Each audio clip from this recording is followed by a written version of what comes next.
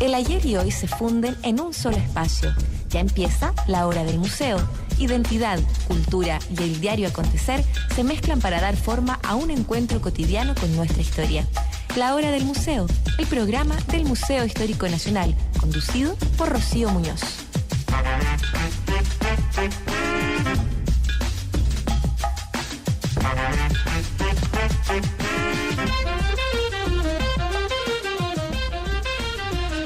Bienvenidos, estamos arrancando este martes aquí en la 94.5 FM, Radio Universidad Santiago. Nos puede oír también en radiosach.cl.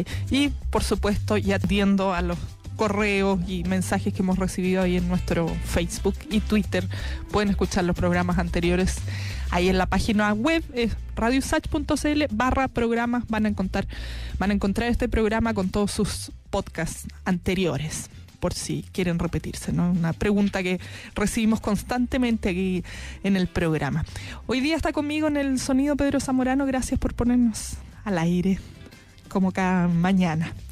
Los invito a que estén revisando también la página web del Museo Histórico Nacional, que es www.museohistoriconacional.cl. Van a poder ver toda la programación para este verano, la exposición que está abierta por estos días y también el ejercicio de colecciones, ¿no? Que interviene la muestra permanente que tiene el museo con formas para reflexionar sobre la historia, sobre nuestra historia nacional. El día de hoy vamos a estar conversando de Luces al fin del mundo, relatos de ciencia en Chile, el libro de Nicolás Alonso. Él es periodista, es editor de actualidad y crónica en revista ¿Qué pasa? Este libro reúne los perfiles de 11 científicos o investigadores que se han dedicado en su vida a buscar, muchas veces con pasión, obstinación, respuestas, ¿no?, que muchos de ellos ya vamos a indagar en de dónde surgieron estas inquietudes, pero que se les han manifestado desde que eran niños, ¿no? Y también ver cómo se hace ciencia en Chile, cómo es ser científico en Chile, y vamos a conocer muchos personajes que tal vez estaban ahí escondidos y que salen a la luz con este libro de nuestro invitado del día de hoy. Antes de empezar a conversar con Nicolás, los voy a dejar con la música y enseguida iniciamos esta entrevista.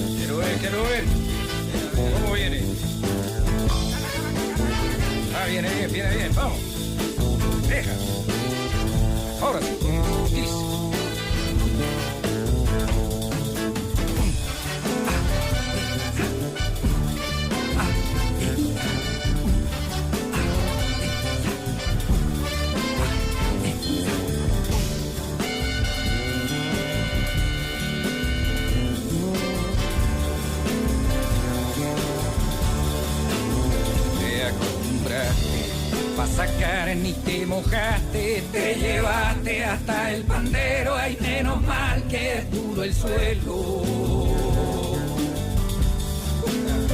Está duro el suelo.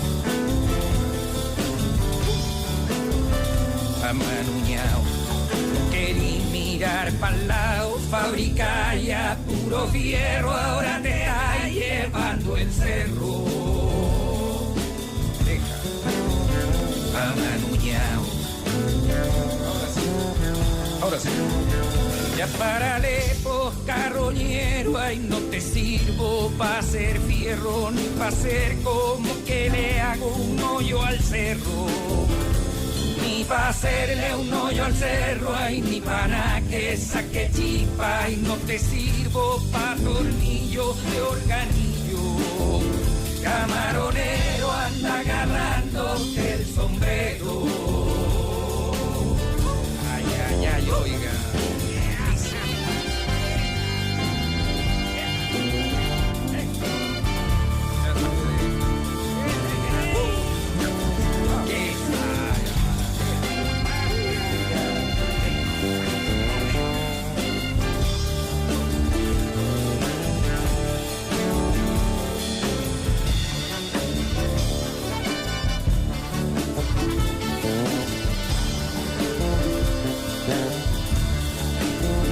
amarillento.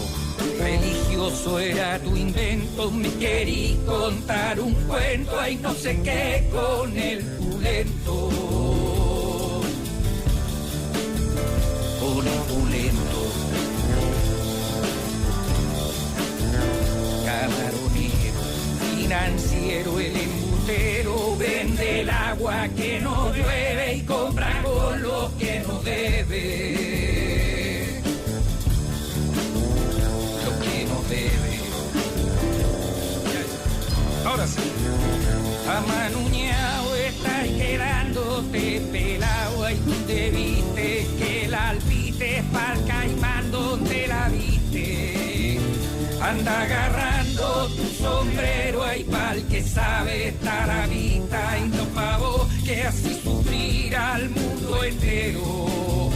Amanuñao, ahí me tení más que cabreado.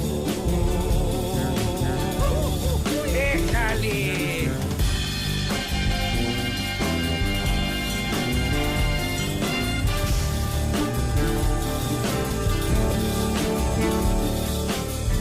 Ya tuve esto, ahora voy por si hay un reto. De nuevo. Ya tuve esto, ahora voy por si hay un reto. Así es. Vamos. Ya tuve esto, ahora voy por si hay un reto.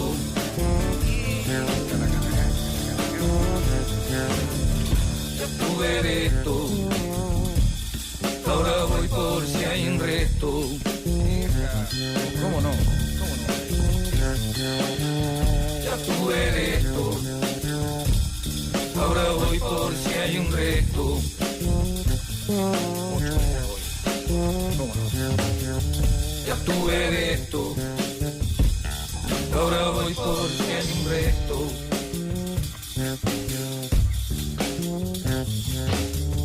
Ya tuve de esto, ahora voy por si hay un reto.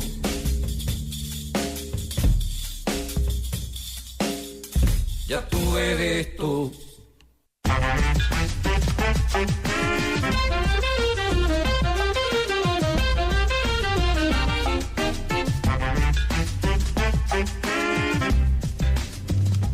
Ya está conmigo aquí en el estudio Nicolás Alonso, el autor de Luces al fin del mundo, Relatos de Ciencia en Chile, el libro del cual vamos a estar hablando esta mañana. Bienvenido, Nicolás. Muchas gracias por la invitación. Un gusto que estés aquí y gracias por aceptar esta invitación del Museo Histórico en Radio USACH. Nicolás, yo comentaba hace un ratito que tú eres editor de actualidad y de crónica en revista ¿Qué pasa? Y uno se pregunta así como ¿por qué la ciencia? Claro, y como estas historias de vida sobre ciencia, ¿no? Claro, mira, a mí lo que me pasó fue que yo empecé desde muy chico, hace 7 años, a trabajar en La ¿Qué pasa? Y un poco mi línea en el periodismo siempre tuvo que ver con encontrar muy buenas historias o historias que fueran dignas de ser contadas en distintos ámbitos, que al principio podía ser sobre deportistas o sobre una persona que venía de muy abajo y había llegado a trabajar, no sé, en el Banco Mundial, como distinto, más que un área específica. Básicamente lo que me pedían es encuéntrate una buena historia. Y haciendo eso, viajando, qué sé yo, de pronto, después de un par de años en la revista, empecé a entrevistar a algunos científicos, yo no tenía una relación muy particular con la ciencia, más que la de cualquier persona que viene del colegio y que no tiene ninguna relación con la ciencia. Y que es del área de las humanidades. Claro, ¿sabes? Y como a mí me gusta más la literatura, en fin, era como un mundo muy ajeno a mí. Entonces, pero de alguna manera empezó a pasar que yo empecé a ir a algunos laboratorios en que veía que, digamos, por intuición me parecía que había gente que parecía hacer cosas como muy interesantes o como que podía tener un cierto trasfondo quizás más existencial, no sé, en fin. Y lo que me empecé a encontrar un poco fue estos personajes, personajes, los científicos, que me empezaron a aparecer, más allá como de quizás un poco la primera reticencia que puede tener un científico con un periodista o de esa como seriedad un poco que están obligados a tener, cuando empezamos a hablar horas y horas, en fin, empecé a encontrar como en ellos, aparte de una obsesión como súper extraordinaria, un fuego interno tal vez que la verdad no esperaba encontrar. O sea, me empezaron a aparecer gente que tenía como una relación muy especial con el niño que habían sido, que de alguna manera tal vez eran como niños que no habían terminado de crecer del todo. O sea, tenían como muchos de ellos, sus líneas de investigación tenían relación con preguntas o obsesiones que le habían empezado a venir a los 10 años, a los 5 años en el caso de algunos, y me empezaron a aparecer, más allá de las investigaciones que hacían, que obviamente eran interesantísimas y súper relevantes y todo, ellos como personas me empezaron a parecer como muy fascinantes, y un poco...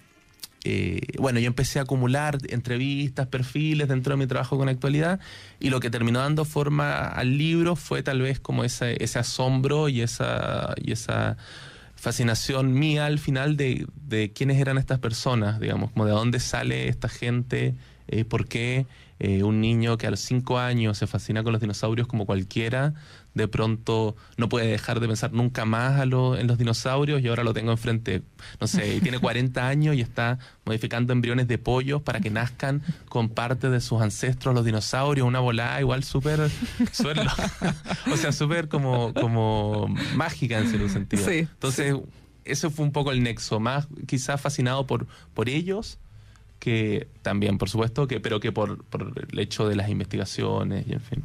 Claro, sí, por las historias de vida, ¿no? Creo que eso también nos atrapa. Al final son historias, como tú decías, de superación y de continuar en la vida con esta pregunta que te haces cuando tienes 5 o 10 años, ¿no? Pero además vas acotando esta historia a historias que ocurren en Chile o que son de chilenos en su mayoría. Y sobre el tema de la ciencia, que es algo, bueno, últimamente ha salido mucho, ¿no?, a la palestra esto de que no hay financiamiento, que tendría que haber un ministerio que se haga cargo de todo esto, que no se termina de impulsar esta área mientras el resto del mundo está metido como en esta era científica.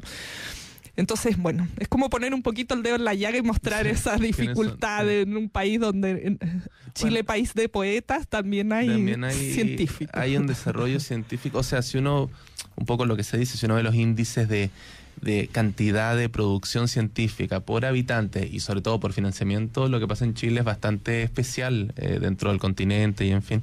Y bueno, y estas 11 historias del libro, que te puedo contar algunas y eso...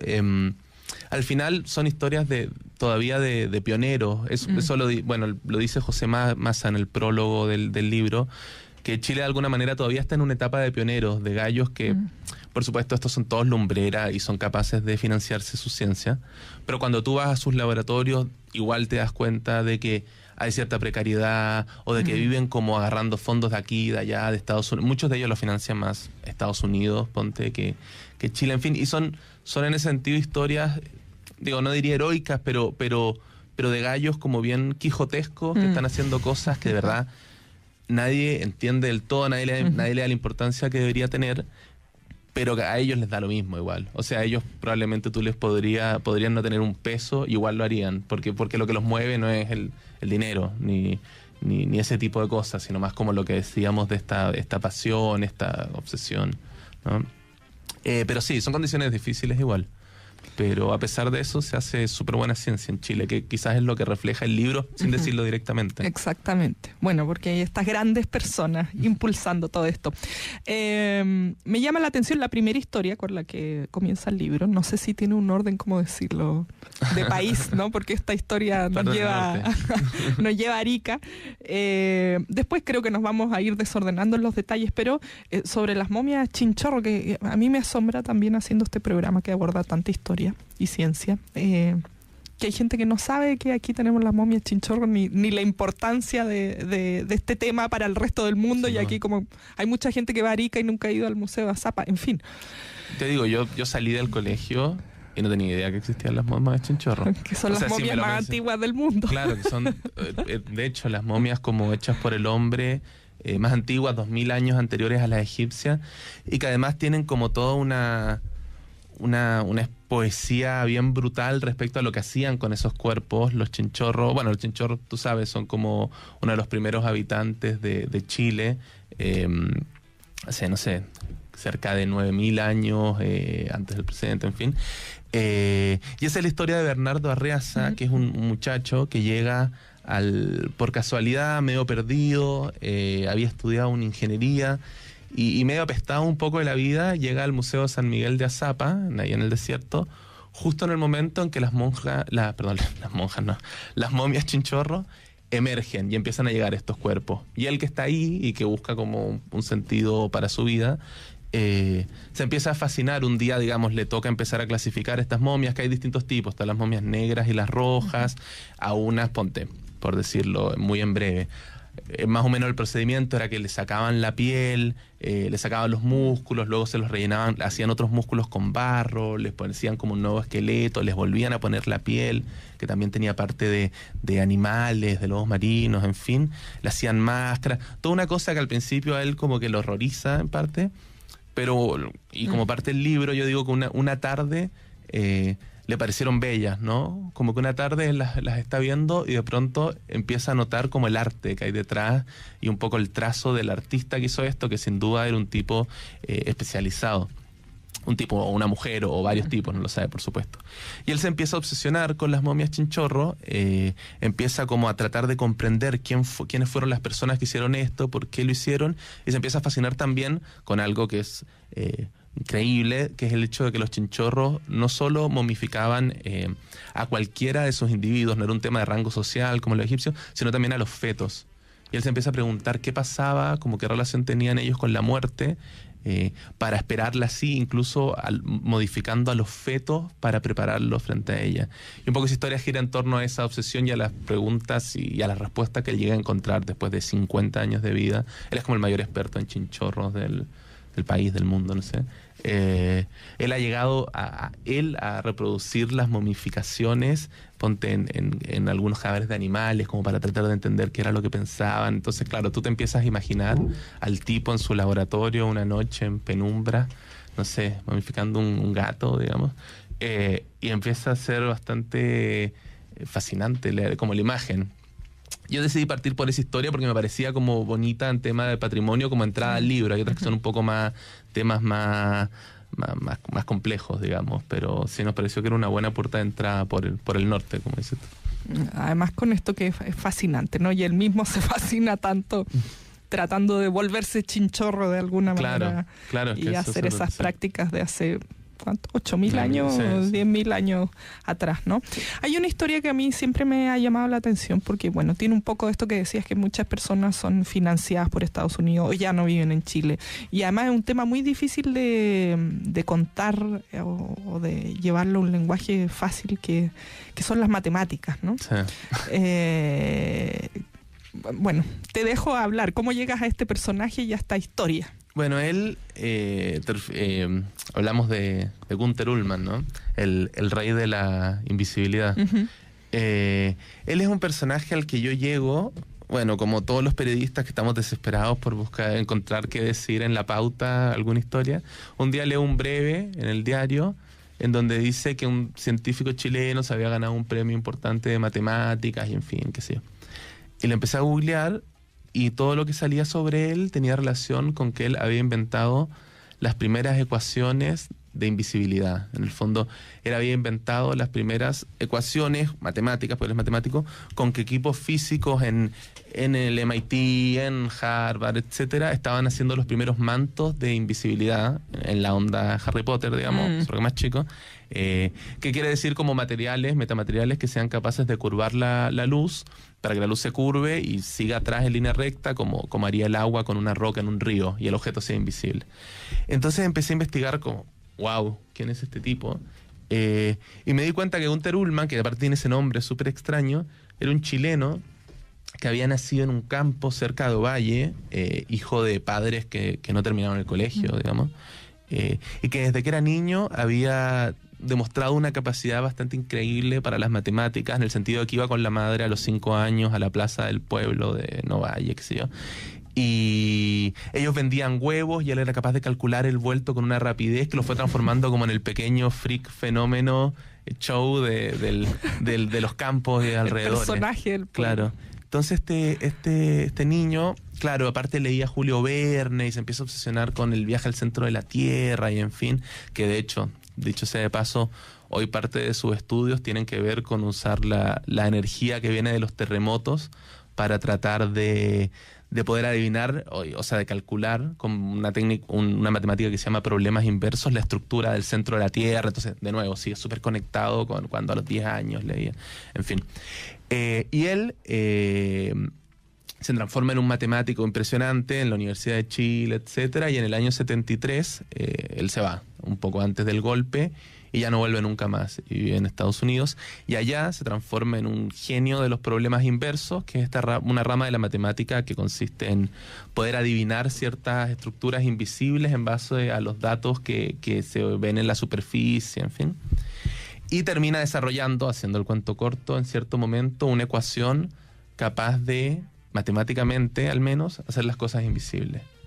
Y deja, o sea, y se transforma en una estrella, digamos. Y él es un personaje, él es el único del personaje del libro que la mayoría tienen alrededor de 40 años. Él es un poco más viejo, tiene alrededor de 60. A mí me interesaba que fuera gente joven o desconocida, pero su historia era tan increíble que sentí que tenía que estar. Él es súper desconocido en Chile, aparte de ser, más allá de ser uno de los matemáticos más importantes de Sudamérica probablemente. Y eso, es el padre de la invisibilidad, así que me costó entenderle cuando empezamos a hablar de cálculo infinitesimal, de problemas inversos. Por supuesto que tuve que torturarlo horas para poder llegar a entender, para poder contarlo bien. Pero sí, esa es una de las historias que me dejó impresionado a mí encontrar en el libro. A mí me impresiona porque aquí no lo conocemos, ¿no? O sea, yo la primera vez que lo leí fue a través de tu libro, luego consulté con un matemático de aquí en la universidad, claro. Sí, lo conocía, claro. Por supuesto que lo conocía, pero... Claro, sí. Pero más allá del mundo matemático, un personaje así de fascinante, ¿no? No, él debiera ser una figura pop acá, por supuesto. Aparte su tema, él hace unas charlas, una vez lo trajeron al Congreso del Futuro, en que, claro, pone videos de Star Trek, de Harry Potter, de la mujer invisible, y te pone, la invisibilidad está llegando, estás preparado. Y él ahí empieza a explicar sus matemáticas. Pero es alguien que a mí me ha tocado por el libro en hacer algunas charlas a colegios ahora, y tú le cuentas esto a gente de 15, 16 años, y les vuela la cabeza, o sea, les parece lo más increíble que les puedes decir, obviamente. Pero claro, uno debería poder saberlo cuando tiene esa edad, porque cuando está diciendo que estudiar, que exacto, son inspiraciones, ¿no? Saber que alguien ya lo hizo y que se puede. Claro. Nicolás, te voy a invitar a escuchar música.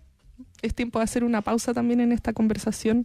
Hoy día estamos hablando de Luces al fin del mundo, relatos de ciencia en Chile, el libro de nuestro invitado de hoy, Nicolás Alonso. Vamos a seguir conociendo estos científicos maravillosos que tenemos aquí en nuestro país o que viven aquí en Chile, luego de esta pausa. Ya volvemos.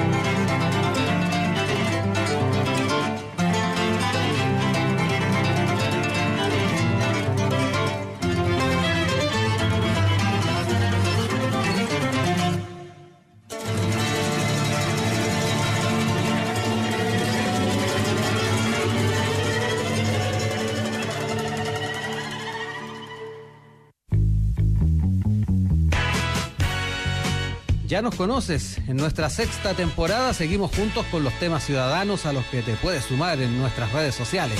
Lo que te preocupa, lo que te interesa, la contingencia y entrevistas con líderes de opinión. Y por supuesto, la música que más te gusta. Todo en la 94.5 FM a las 17 horas, en Sin Tacos ni Corbata.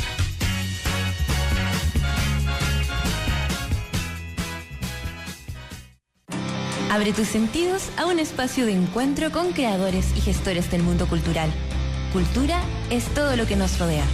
Cultura Viva, de lunes a viernes de 15 a 17 horas por la 94.5 FM y radiosach.cl. Con la conducción de Daniela Figueroa Videla. Cada sábado, tu cita es con la elegancia y la universalidad de la lengua portuguesa y su música. Ahora da Saudade, Brasil, Portugal y los países africanos construyendo el mosaico musical de la cultura lusófona. Artistas e intérpretes unidos por una única palabra. Saudade. Eugenia dos Santos te invita a aprender y disfrutar de la música de los países de lengua portuguesa en Radio Universidad de Santiago. Cada sábado a las 19 horas, Ahora da Saudade. Todo el calor y el sentimiento de la lengua portuguesa. Les invitamos a escuchar a los artistas más trascendentales de la historia musical chilena. Músicos y agrupaciones que han dejado un legado. Para olvidarme de ti. Especialmente chileno. Los artistas y agrupaciones que se han transformado en un referente a nivel nacional e internacional. Especialmente chileno. Todos los domingos a las 2 de la tarde en Radio Universidad de Santiago. Tu radio universitaria.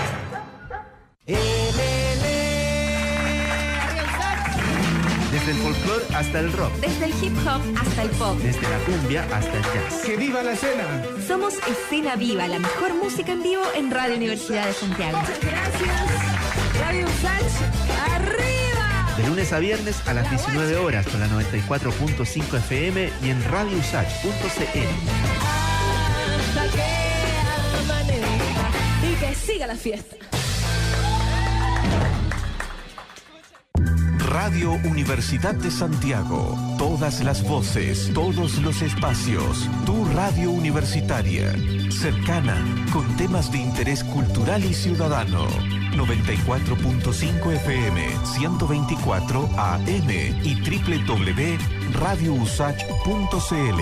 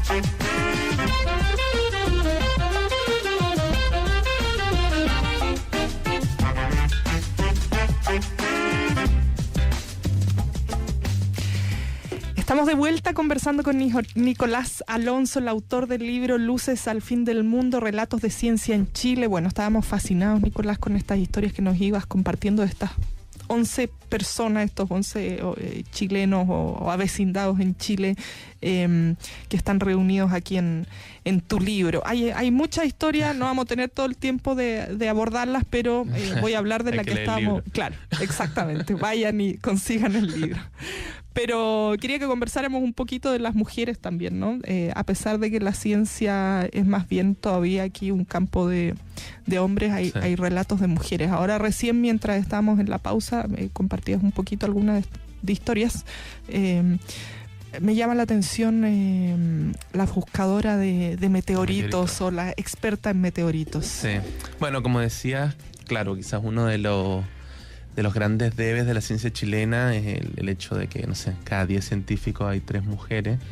Y luego, cuando, digamos, deciden tener hijos, como que no hay muchas facilidades y en general, para mí fue una preocupación en el libro como encontrar a mujeres que fueran ejemplares también en términos de ciencia en Chile. Y las 3 mujeres que incluí entre las historias, que aparte es la raja porque son 3 como de las más aventureras, que son Susana Buchan, que estudia el canto de las ballenas azules, Isabel Benck, la primatóloga, y como dices, Millarca Valenzuela, la geóloga antofagastina, que es como la madre también de los meteoritos chilenos. Ella tiene una historia preciosa porque, bueno, no sé, tú sabes que en Chile, en el desierto de Atacama, es el lugar en el mundo donde hay más meteoritos por metros cuadrados, porque es donde mejor se conservan por las condiciones de sequedad extrema y en fin. Y esta niña de Antofagasta, Millarca, volviendo al tema de la niñez, cuando tenía 8 años, ella atravesaba el desierto con su padre, que era un dentista socialista, que llevaba mucho tiempo queriendo encontrar a algunos amigos suyos que habían sido desaparecidos por la dictadura. Entonces ella, cuando era muy chica, atravesaba el desierto con él durante semanas y con su madre, mientras atendía a él también como a los pueblos indígenas de la zona, aymaras y en fin. Y ella lo que le decían era que en realidad su padre estaba buscando piedras que caían del cielo, ¿no es cierto? Y ella siempre tuvo esa idea. Y claro, ahora cuando yo la entrevisté, 30 años después, 40 años después, ella se terminó convirtiendo en la única experta en meteoritos del país y que sigue atravesando el desierto y ha llegado a encontrar más de 1000 meteoritos que de alguna manera, en una pelea súper quijotesca, ella trata de resguardar, porque en Chile no hay un repositorio nacional. Muchos de ellos se los ha tenido que llevar a Francia, otros los tiene ella, digamos, en la Católica, en una oficinita que tiene. Y ha dado como la pelea porque básicamente en Chile un meteorito es lo mismo que una piedra legal. O sea, tú puedes agarrarlo y venderlo, si quieres llevártelo, no sé, ponerlo para hacer un asado, da lo mismo. Entonces, ella, enamorada de los meteoritos, de los pueblos aymaras y atacameños y en fin, ha dado esa pelea y sigue atravesando el desierto al punto de que el año pasado, me parece que fue, en un gesto como de reconocimiento de la comunidad internacional de gente que estudia meteoritos y en fin, decidieron ponerle un asteroide que queda a no sé cuántos millones de kilómetros de la Tierra a su nombre, y ahora se llama asteroide Millarca, que es por supuesto el único asteroide que ha tenido el nombre de una chilena. No sé cuántos asteroides en el mundo con el nombre de personas en particular, pero hay uno que se llama Millarca y que es de esta chica de Antofagasta, que es súper fascinante. Bueno, yo creo que muchos estarán escuchando y ya irán a indagar más sobre estos personajes y obviamente interesarse por leer parte de sus vidas aquí en tu libro, Nicolás. Hay otra de las historias de superación que igualmente nos lleva al área de las matemáticas, es la historia con la que cierra tu libro, si no me equivoco, ¿no? Sí. La vida es una ecuación. Claro, sí. Ese capítulo. Bueno, esa es una de las historias que a mí quizás, o sea, que siento que son más representativas del libro, en el sentido de lo que decías recién de la superación, algo quizás que yo como pude ver en los laboratorios que recorrí, que fue una sorpresa para mí, fue el hecho de notar que tal vez, lo he dicho en otros lados, que la ciencia debe ser una de las pocas áreas en Chile en que el apellido realmente no parece no importar tanto. Por supuesto, si tú vienes de cierto lugar, a lo mejor vas a tener contacto, en fin, pero no por eso vas a ser un gran científico. Y tú cuando vas a los laboratorios, ves que hay mucha gente de región y ves que hay gente que vino de muy, muy abajo. Hay varios en el libro. Eso no está dicho de manera directa en el libro, pero si tú lees la historia te vas a dar cuenta.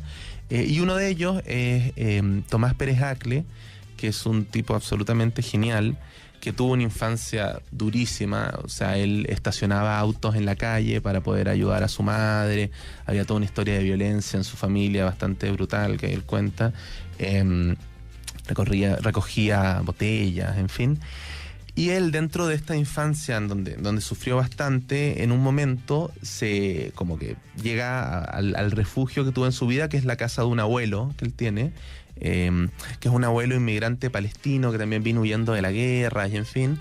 Y este abuelo tenía una biblioteca porque él, para aprender español, para poder sobrevivir, se había puesto a leer libros años atrás.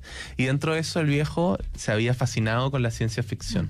Entonces tenía una biblioteca de ciencia ficción y este niño, Tomás Pérez Acle, que a lo mejor tenía, no sé, en ese momento 12 años, empezó a leerla y hubo un libro que es un clásico, que se llama Fundación, de Isaac Asimov, que lo dejó así marcando ocupado, que es un libro bien complejo, que se trata de un matemático en el futuro, digamos, que inventa una rama de la matemática que se llama la psicohistoria, que es como una probabilística tan avanzada que, metiendo datos sociales, etcétera, matemáticas complejas, en fin, es capaz de predecir el futuro. Entonces este niño, quedó totalmente deslumbrado con eso, y cuando yo lo conozco de nuevo, 30 años después, él es el jefe el director del laboratorio de supercomputadores en la Fundación Ciencia y Vida, se llama Laboratorio de Biología Computacional. También fue el creador del primer laboratorio de supercomputadores de la Chile, un gallo así de extraordinario. Y lo que él hace es que inventó un software que se llama Pizca, que es como un software único en el mundo, con el cual es capaz de crear como mundos simulados. Te estoy diciendo, esto es súper abstracto, imagínate lo que me costó a mí entenderlo. Pero él básicamente modela matemáticamente, ponte por decirte algo, 600.000 individuos en una ciudad exactamente igual a Santiago, les mete matemáticamente reglas de interacción social, él trabaja con sociólogos, un equipo súper ecléctico, y lo que hace es hacer simulaciones, cientos de miles de simulaciones, para poder predecir cómo cierta población se comportaría respecto a ciertos eventos. Entonces, por ejemplo, él lo financia la Fuerza Aérea de Estados Unidos, lo financió para que hiciera un montón de modelos de ébola, para ver, por ejemplo, si metían más información, si cortaban carreteras, qué pasaba, cuánta gente moría, cuánta gente no moría. Entonces, y él con estos supercomputadores hace cientos de simulaciones en estos mundos ficticios y de alguna manera predice el futuro, que es como, entre comillas, lo que hacía este matemático del libro de Isaac Asimov. Tú lo conocís a este gallo, a Tomás, y es súper chistoso, es un gallo como de 2 metros, fue campeón nacional de taekwondo, anda en una Harley Davidson, parece así como un motoquero así de Sons of Anarchy, y es un crack. Entonces, esa es una historia que de alguna manera resume un poco el espíritu del libro, porque tiene el tema de la niñez, tiene esta historia de pobreza, que es como súper impresionante ver cómo de ahí igual emerge la genialidad, digamos, pese a todas las barreras, y tiene esta ciencia que está como ya en la frontera de parecer ciencia ficción, pero que es ciencia de primer nivel, y hecha en Chile. Entonces es súper interesante. Él con Claudio Hetz, que es un neurocientífico, también presentaron el libro, y fue súper emotivo igual como cerrar ese ciclo con él también, que quedó como bien conmovido con la historia del libro, fue bien bonito. Tremenda historia de vida. Bueno, resume un poco justamente esto que se quiere dar a conocer a través de tu libro. Bueno, hay algunos mensajes que nos van llegando a través del Twitter. Les agradezco, ¿no?, a quienes están escuchándonos y escribiendo esta mañana. Para quienes están preguntando si vamos a sortear el libro, ya lo sorteamos hace un tiempito. No habíamos tenido a Nicolás aquí, pero estuvimos hablando justamente del desarrollo de la matemática en Chile. En esa ocasión lo sorteamos, ¿no? Nicolás, nos queda muy poquito tiempo. ¿Hay alguna historia que te encantó más, que te llamó la atención, que no pensaste que te ibas a encontrar con eso? A lo mejor no se debe hacer eso de buscar un hijo favorito aquí en el libro, pero me imagino que de repente hay cosas, a pesar de que uno hace un gran trabajo de edición para acotar las historias y todo, de repente hay... Sí, claro. Hay joyitas por ahí, claro. No sé. Y tengo como varias que son como mis favoritas o las que siento que quedaron mejor. Pero hay una que sin duda, más allá de ser o no mi favorita, es como la más, tal vez una de las más impresionantes de todas, en lo que hace, o como a mí me dejó muy plop, digamos, que es la historia de Alexander Vargas, que es un paleontólogo súper sui generis, que, bueno, de nuevo, no voy a repetir la historia, pero niño de 4 años... ve un libro de dinosaurios que es absolutamente demente con el tema, no es capaz de aceptar nunca que los dinosaurios se hayan extinto. Se empieza a juntar, él es muy amigo de David Rubilar, que es el jefe de paleontología del Museo de Historia Natural, hablando de este programa. Y empiezan a competir en el Parque O'Higgins desde niños, quién sabía más de dinosaurios, compraban figuritas de plástico y este loco Alexander con un cuchillo como que las perfeccionaba porque no eran perfectas, y como que ya se va en esa así hasta el infinito. Y lo que termina haciendo, y que en esto es como, suena chistoso, pero es como un líder también a nivel mundial, en un área que se vendría a ser como paleontología experimental. ¿Qué es lo que hace? Hay una cosa que se llama atavismos, que es cuando se le llama así, que es cuando en el genoma ciertos genes que están dormidos hace tiempo, que ya no se expresan, por algún motivo se expresan de nuevo. Y hay algunos casos de humanos que han nacido con 6 pezones o con una especie de cola pequeña, o caballos que nacen con dedos porque sus ancestros, en fin, ballenas con patas, qué sé yo.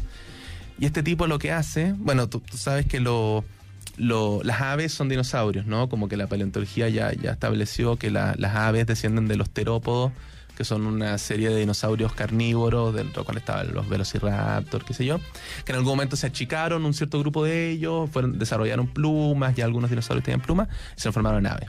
Hoy las aves están dentro incluso de como, no sé si taxonomía es la palabra, pero dinosauria, en fin. Claro. Ya, pues entonces este gallo, que de alguna manera... cuando chico quería que existieran los dinosaurios, y yo creo que lo sigue queriendo, aunque no me lo reconoce, lo que hace es experimentar en embriones de pollos con unos experimentos que él llama atavismos experimentales o experimentos de dinosaurificación, para que los pollos crezcan con ciertas características de sus ancestros perdidos, los dinosaurios. Entonces todavía su laboratorio en la Chile está lleno de frascos con pequeñas criaturas, digamos, con pies, digamos, de tiranosaurio, dedos de no sé qué, y está él así como admirando la belleza de estas criaturas. El texto se llama Las criaturas del Dr. Vargas, que son como pollosaurios, le dice él, pero son como medios dinosaurios, zombies, Frankenstein. Él, por supuesto, a los 20 días mueren estos embriones, quedan en fase de embriones. Te iba a preguntar, ¿no? ¿Qué es lo que pasa con estas criaturas? Eso es lo que yo quería. Yo le decía, como, ya muéstrame el pollo dinosaurio que tenía escondido en él. Pero no, él en el fondo hace esto porque es como un experto y está muy interesado en poder explicar como los mecanismos evolutivos que hicieron que los dinosaurios, que bestias por supuesto gigantescas, feroces o no, qué sé yo, se transformaran en las aves, como estas seres tan bueno, no todos, pero delicados y bellos y qué sé yo. Él quiere poder explicar cada uno de esos pasos, y para eso lo que trata de hacer es echar para atrás los pasos y poder ver cómo, no sé, la muñeca de tal dinosaurio se termina transformando en la muñeca de tal ave, cómo los dedos giran, qué sé yo. Entonces es un tipo fascinante, obviamente. Pues tú vas a su laboratorio y que hay locos, o sea, está con los frascos, los bichos, qué sé yo. Y esa es una historia que eso se haga en Chile, en un laboratorio perdido de la Chile de Juan Gómez Milla, y llegar un día así como, hola, ¿qué haces tú? Y que esté haciendo eso me parece como, wow, me hace preguntarme cuántos científicos más están haciendo cosas así que no tenemos idea. Y que son grandes historias, obviamente para un periodista que quiera contar una buena historia sobre alguien. Sí. Claro, cualquier cosa que esté escondida por ahí se transforma en una buena historia. Me quedo pensando en esto último. Y ya estos días la verdad es que me ha tenido como así muy reflexiva estos monos que acaban de clonar. Sí.